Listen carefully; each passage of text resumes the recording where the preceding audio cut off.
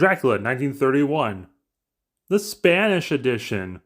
This is not what you think. This is not just a Spanish dub of the 1931 Bela Lugosi film. This is the same movie with a completely different cast. Filming during the night, they took the sets from the original film and just filled it with Spanish actors, which is kind of impressive in its own way, but there is a little more to it. For one, they changed all the characters' names to be more Spanish, and it's also a more dynamic film, cinematography-wise, such as when Renfield meets Dracula. It's this very still, we go up to him shot, but in the Spanish film, we actually zoom all the way up to him.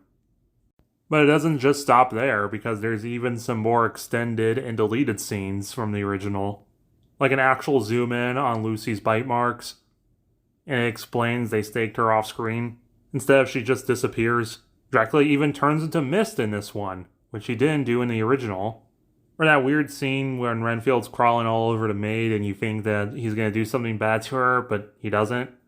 In the Spanish one, we actually have an extended part where it turns out that he's actually just going for a fly. In Spanish, Mina is wearing a whole lot less. Ho ho. Spanish actors do a decent job, but it is kind of hard to replace the iconic actors of the original. Rat. Rat. Rat.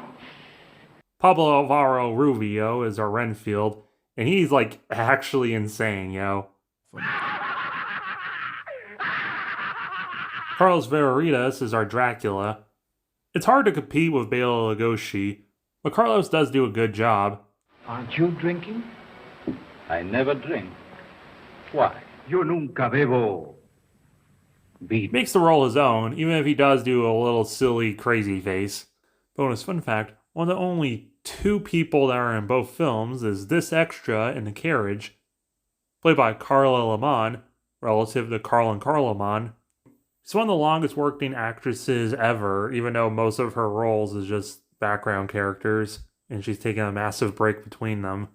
But something that was continuously used was the opera set, originally built for the 1925 Phantom of the Opera, a clip of which is used in the Spanish version. It stood for 90 years until it was destroyed for a Harry Potter ride.